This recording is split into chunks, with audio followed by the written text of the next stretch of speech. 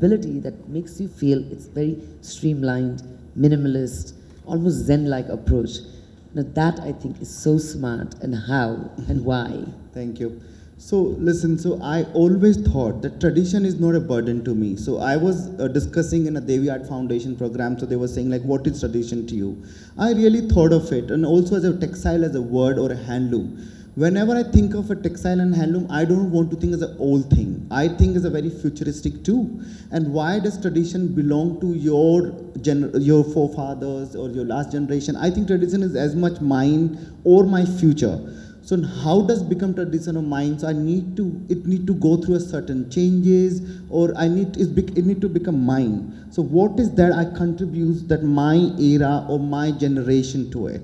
So this is a Kanjivaran given to me, and now what is that I do it? There's a communication, as again I say what I wear. So mushroom, I'm sure my grandpa will wear a big achkan like that, and then he wear a mushroom jacket, I'll wear a jacket like this on a shirt.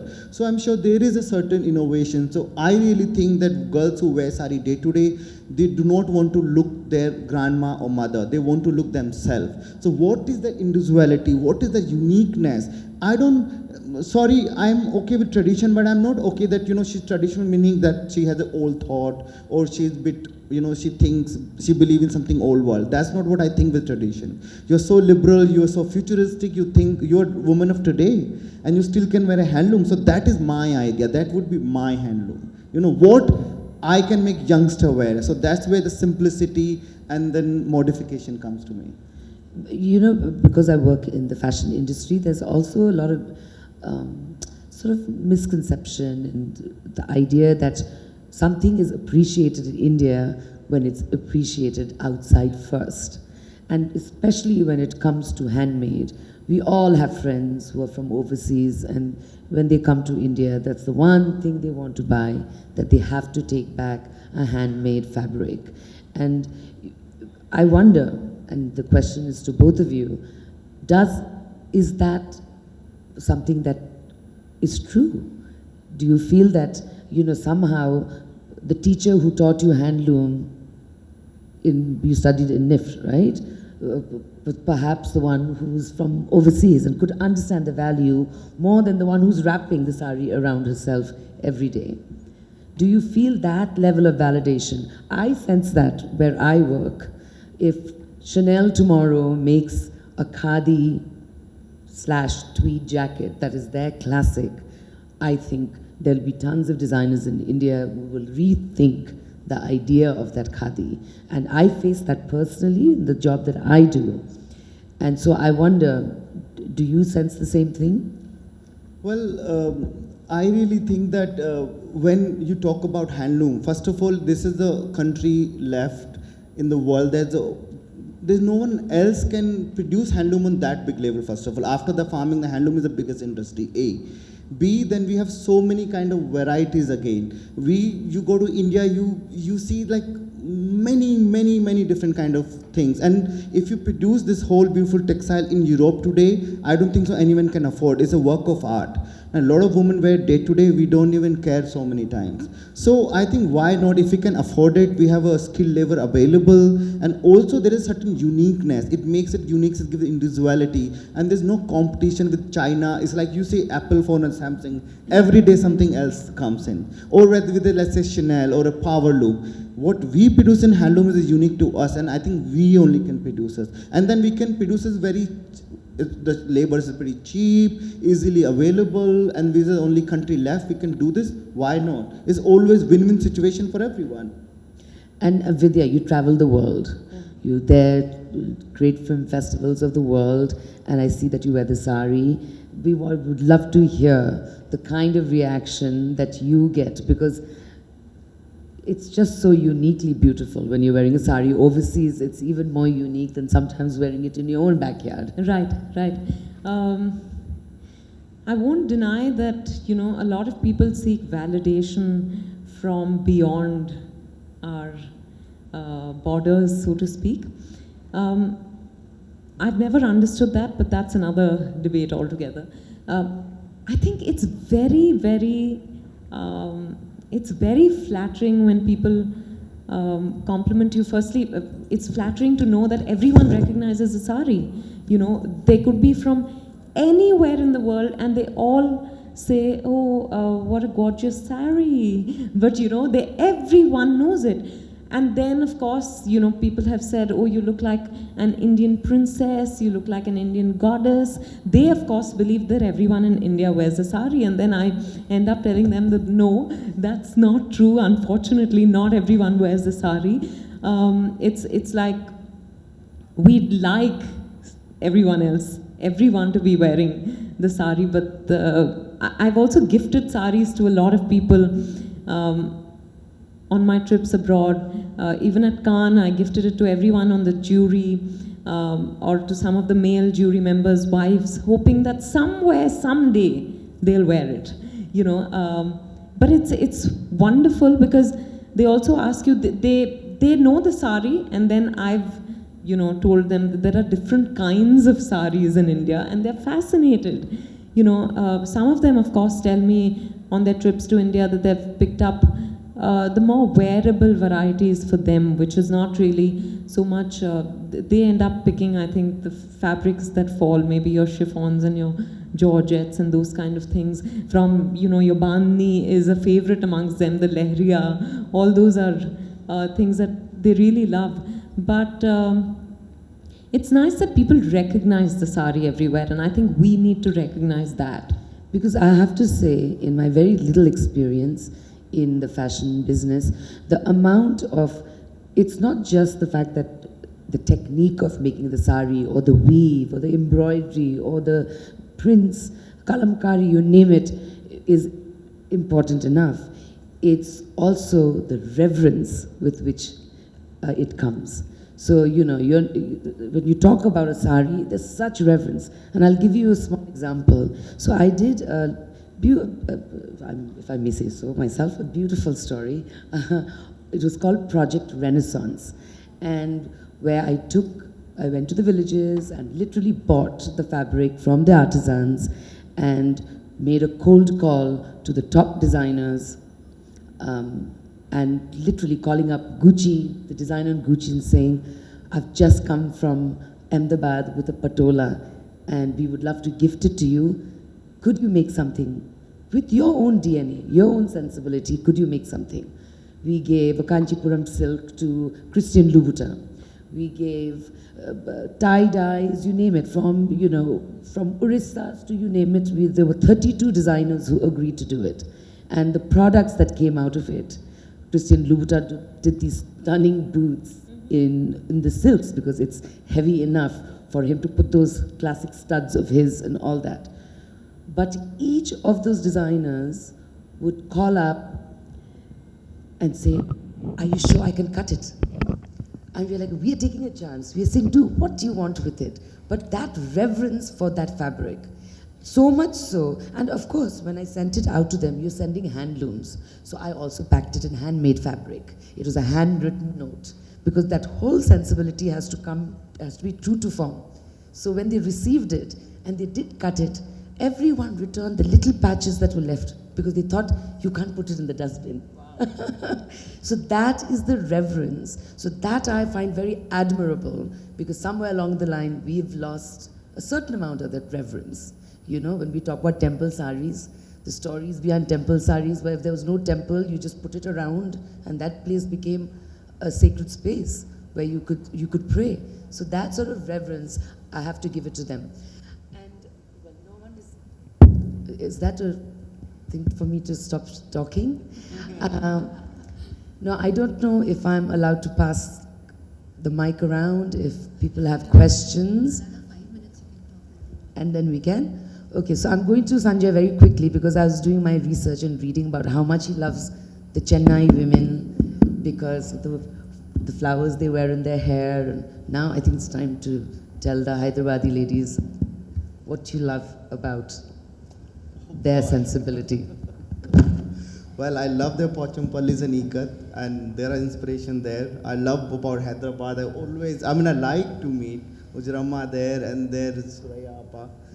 Well, in Hyderabad, I've been coming from, when I started my brand, I'm coming through Craft Council, and then I was at Good Earth, and then I'm in Angasutra. So it was wonderful journey. I think I've touched upon, I've met so many people during their shows, I've been part of it. I was very much, I have been coming here maybe more than 10 to 20 times, I would say. And I have known Hyderabad well, and I'm sure that a lot of people remember those days, selling saris in their shows, in Craft Council. And Vidya, woman to woman, women to women, what would be your final words to the spectacular audience? I think you all are all beautiful women. We are all beautiful women. Because Indian women are so uniquely beautiful. And this is part of our heritage. But it does, celebrating your heritage in no way, and I'm not just saying it for you, but I'm sure if y'all can tell your daughters and even sons that you can be very cool and contemporary and sexy and stylish even while celebrating your heritage. It does not mean, being traditional has almost become a bad word today. So we need to really try and, we need to make it cool. We need to have fun with it so that, one other person will look at us and say, oh my God, this is so much fun. So, and if you enjoy wearing it, someone will take a cue somewhere. There's so much to play with. Let's all just enjoy it. And you're gorgeous women. You can only look more gorgeous in handloom, in hand-woven fabrics and saris. Can I say? Sorry, I just want to add one thing. Years ago, I told my parents that on my birthday every year, I want you all to gift me a Kanjivaram. Don't ask me every year what should we gift you. Every year I want one Kanjivaram, because at some point I hope I'll outdo my mom's collection of Kanjivarams. That's far from happening yet. But I'm saying, therefore if we can in some way also gift each other little things that are reminders of the beauty we have around us, then I think we'll go a long way. Yeah, that's great. So I remember saying that, sorry. So I remember reading Mahatma Gandhi. He used to wear dhoti till his ghutnas. So someone told me, he thought or he tied in a way dhoti like a shorts. So that was shorts for him. So he created his own innovation of tying, the type of tying, the dhoti, which was a shorts in a way. So all I'm trying to say, don't be that serious also with tradition that you cannot break the tradition also sometime. Why not? Why not experiment? Create what is you. Do you like heavy silk sari works for you, or does cotton works for you, or chiffon works for you, or the shirt blouse works for you, or a loose sleeves, or a tight fit, or a backless? But it's fine. I don't think that there's one way of it. Find your own self. And I think let's stick to that. And then sari it's not going soon. Oh, he's saying agreed. And I think the last word in this is, with all this talk about heritage and contemporary and cool and not cool and all that, I think the purpose is to have the weavers continue to weave. And it cannot happen with someone's very sort of a farcical way, and farcical involvement, which is seasonal, and I'm only going to do an ikat collar this season. I think that is too facetious for an industry this big, for so many artisans out there. So with all this lovely talk, please, in the bottom of your heart, you must know that what you support is giving livelihood and keeping an incredible craft alive. Thank you very much, and I think we'll pass on the questions. So ladies, you can ask questions, form them very crisp and short. Anybody, please raise your hands, mics will come.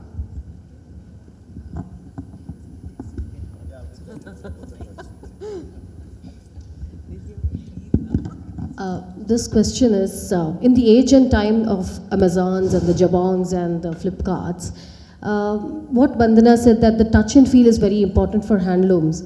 Have we not lost it somewhere in this age of e-tail market which is happening? Where do you think the handlooms will lose its sheen? Since the the younger generation is looking to more and more shopping online, and they believe in saving their time and stuff like that. How do we overcome that? Just as you say, there is the Amazons and all this selling fast fashion. No doubt it's happening. At the same time, what you're not noticing, and which you will very soon, is all the Bay Area boys who are coming back with all the entrepreneurial skills of startups in technology, and they're the ones creating websites for craft also. Okay? You have Craftsville. You've got craftzan.in. If you look at the way, I know craftzan.in only because I saw the strategy. They're trying to create a network all over India of NGOs, of artisanal clusters, to individual weavers, and putting a sort of a template in place that you can access if you want to make a collection of your own. So we only hear the noise because they're big brands tom-tomming. How can you not hear all these brands who have a lot of clout? But the time is coming. There is investments being made in e-commerce, which is only for craft. And let me tell you, there are Indians who've made a lot of name in the world of technology, in Silicon Valley or whatever, and they're coming back with all the know-how and investing and plowing back into this country. So I'm quite optimistic, to tell you the truth. And also I say we don't need to worry, because how they're buying, the pattern of buying is changing, not what you buying is changing. So sari खरीद रहे हैं आप दुकान से कि देखने वाले से या फिर हाथ लगा के, वो दिक्कत नहीं है. अगर if just the buying pattern changing is fine to me. I think that you can't stop that. But what you buying, if it's not changing, we are secured. I am Dr. Anuradha Reddy. At the outset, I would like to thank you all for throwing a lot of light on the revival of handlooms. I would like to ask you all one question, Vidya ji and Sanjay ji. All of us, people who are working, non-working, we all prefer to wear shalwar kameez. Why don't you all just think of making a ready-made sari, which will become very convenient? Instead of wearing 100 days a year, people will start wearing 365 days, and let's all bring a smile on the face of the weavers very soon. My God, I have a ready-made sari myself with a zipper, which is very convenient. I got it done for one of the international conferences at Delhi. That was a designer wear. And any time I think of wearing a sari, I first like to think about that, because it is ready-made. Yeah, Because of the sake of convenience. Absolutely. I have worn some ready-made saris, and personally I don't prefer them. But I know it's far more convenient for people to just get into. It's almost like getting into a skirt. You don't have to worry about the pleats or whether they'll stay in place or anything of the sort. But that's not something that I can. Yeah. So Sanjay would be best. Sanjay can do it, Yeah. and you can be the brand ambassador for that as well. No, whether Absolutely. it's again a thought of the sari. I don't think so. It is saying that you can do that, but I also said, I would love to experiment with the way of tying of the sari. Sari is the only garment which can be worn so versatile. There is a shirt, I can't change the color of the shirt. Sari, after 10 years also, either there's no